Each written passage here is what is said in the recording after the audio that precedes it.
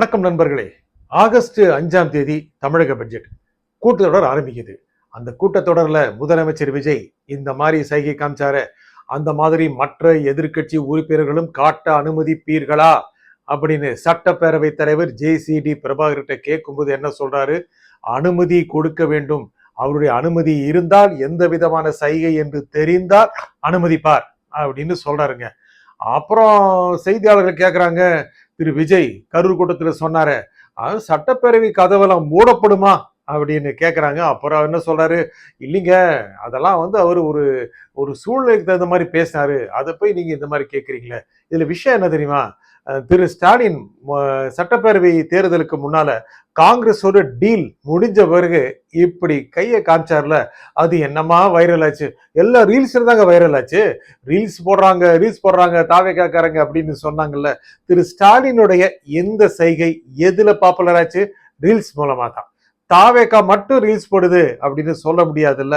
அதுக்கப்புறம் சட்டப்பேரவையில முதலமைச்சர் விஜய் இந்த பார்ட்டி ஃபண்டுன்னு பேச ஆரம்பிச்சோன்னா திமுக காரங்கெல்லாம் வெளியே போயிட்டாங்க. அதெல்லாம் கூட்டமா சொல்றாரு, எங்க பார்த்தாலும் சொல்றாரு. கரூர் மட்டும் தான் பேசினாரு, அதுல எல்லாம் அததான் சொல்லிட்டு இருக்கிறாரு. அந்த மாதிரி அதை பேச ஆரம்பிச்ச போதே போலாமாங்க அப்படின்னு கேட்கிறாரு. இந்த மாதிரி எல்லாம் போகாம இருக்கணும்னா மாண்புமிகு சட்டப்பேரவை தலைவர்கிட்ட அனுமதி கேட்டு இந்த கதவெல்லாம் மூடிட வேண்டியதுதான் அப்படின்னு நக்கலா சொன்னாருங்க. அது போய் நிறைய சீரியஸாவே எடுத்துக்கிட்டாங்க. ஓஹோ, முதலமைச்சர் விஜய் ரொம்ப அதிகாரமிக்கிறவர், அவரை விட அதிகாரமிக்கவரு JCD பிரபாகர் சபாநாயகர், கதவெல்லாம் மூடிடுவாரோ அப்படின்னு நினைச்சிட்டாங்க. சந்தேகம் கேட்கறாங்க. அதுக்கப்புறம் இந்த சைகை நாங்க அந்த சைகை சாதாரண சைகையாங்க. முதலமைச்சர் விஜய் ஒரு கதையை சொன்னாரு. கதையை சொன்ன பிறகு சட்டப்பேரவை தலைவர்கிட்ட ரொம்ப பவ்யமா உங்கள் அனுமதியோடு ஒரு ஆக்ஷன் காமிக்கலாமா அப்படின்னாரு. எது வரைக்கும் ஆக்ஷனே பண்ணாதவர் மாதிரி அவரும் ஓகே அப்படின்னு சொன்ன பிறகு இப்படி காமிச்சாரு பாருங்க.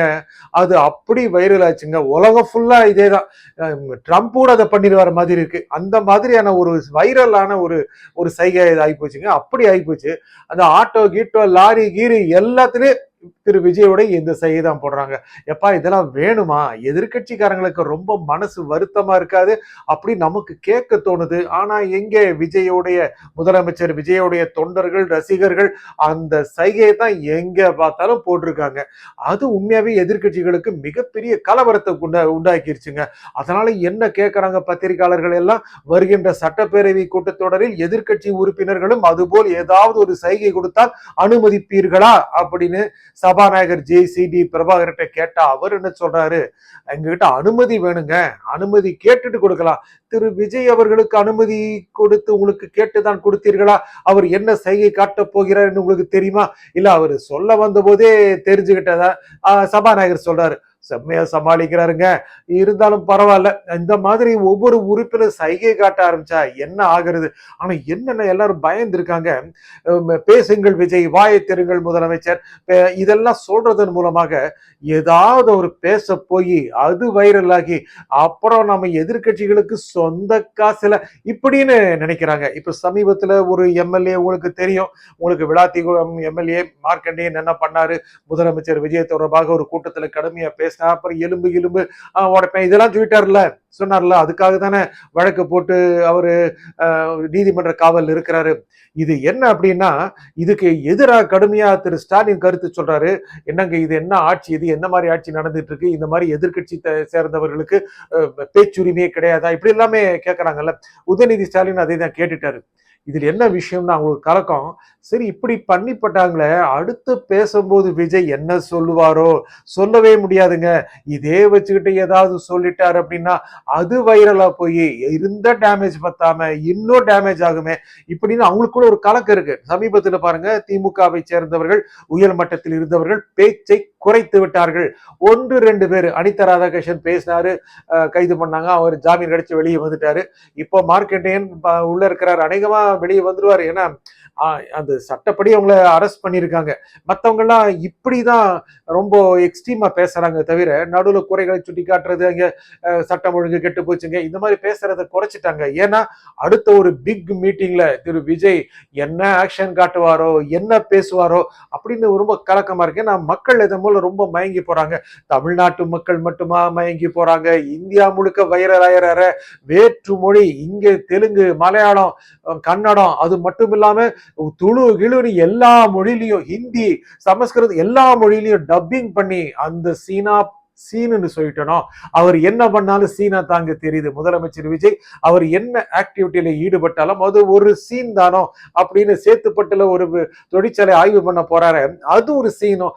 கையில அந்த மாஸ்க வச்சுட்டு இருந்தாருங்க, அதை அம்புக்குறி காட்டி காட்டி காட்டி காட்டி என்ன ரீல் விடுறாங்க, ரீல போடுறாங்கன்னு சொல்றேன். இந்த மாதிரி முன்னாள் முதலமைச்சர்களுக்கு செய்யவில்லையே, வாய்ப்புகளை தவற விட்டு விட்டோமோ அப்படின்னு அவங்க கட்சிக்காரங்களே ரொம்ப ரொம்ப வேதனைப்படுறாங்க. என்னென்ன வச்சிருந்தாங்க, என்னென்ன ஒரு பெரிய அளவுக்கு நெட்வொர்க்குங்க, என்ன விதமான ஐடி நெட்வொர்க், பயங்கரமான நெட்வொர்க்லாம் வச்சிருந்தாங்க. இருந்தாலும் கடைசியில் இந்த அம்புக்குறியை காட்டுறது, நடந்து வர்றதை காட்டுறது, அந்த ரீல்ஸ் எல்லாம் போடாம விட்டுட்டீங்களே அப்படின்னு எல்லாருமே ரொம்ப ரொம்ப கவலைப்படுறாங்க. இப்போ எப்போ முதலமைச்சர் ஆகிறது, இப்போ எப்போ அம்புக்குறி போடுறது, இப்போ ரீல்ஸ் போடுறது அப்படின்னு ரொம்ப கவலையா தான் இருக்காங்க. அதனால அவங்களுக்கு என்ன பண்றதுங்கிற குழப்பத்தில் இருக்காங்க. முக்கியமா திமுக காரங்க பாஜக பக்கம் போலாமா வேண்டாமா, போலாமா வேண்டாமா அப்படிங்கிற பெரிய குழப்பத்தில் இருக்காங்க. என்ன இந்த நாடாளுமன்ற கூட்டத்தொடர்ல என்ன ஆகும் அப்படின்னா, இந்த டீலிமிட்டேஷன் பில், முக்கியமாக மறுவரையறை மசோதா, அது தாக்கல் செய்வதற்கான வாய்ப்பு கம்மி. ஏனென்றால் மக்களவையில 2/3 பாஜகவுக்கு சார்பாக இல்ல, திமுக போய் கை குலுக்கினாலும் கிடைக்காதுங்கிறனால அது திமுக நல்லதா போச்சு. ஏன்னா டிஸ்டன்ஸே மெயின்டைன் பண்றாங்க. இன்னும் கூட நிறைய பேரு இந்த காங்கிரஸ், இடதுசாரிகள், விசிக எல்லாம் பிச்சுட்டு வந்துருவாங்க திமுக பக்கம் அப்படின்னு ரொம்ப ரொம்ப பகல் கனவு கண்டுட்டு இருக்காங்க. இந்த பேட்டிக்கு பேட்டி, டிபேட்டுக்கு டிபேட் அப்படியே பேசிட்டு இருக்காங்க. அது எப்படிங்க முடியும், வாய்ப்பு இல்ல.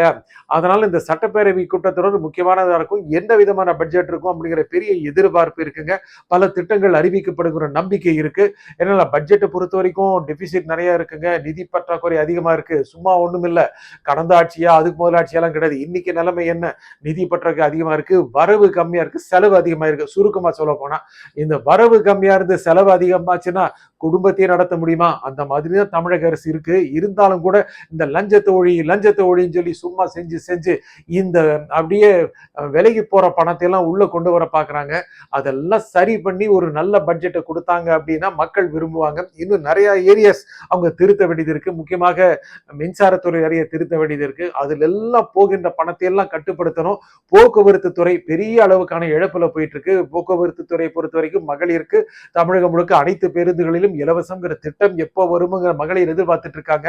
இந்த பட்ஜெட் கூட்டத்தொடர்ல வருமா, அப்புறம் மகளிருக்கு 2500 ரூபாய் மாதம் அதெல்லாம் வருமாங்கிற மிகப்பெரிய எதிர்பார்ப்பு இருக்குங்க. அதெல்லாம் இல்லைன்னா எதிர்கட்சிகள் நிச்சயமாக கடுமையான விமர்சனங்கள் பண்ணுவாங்க.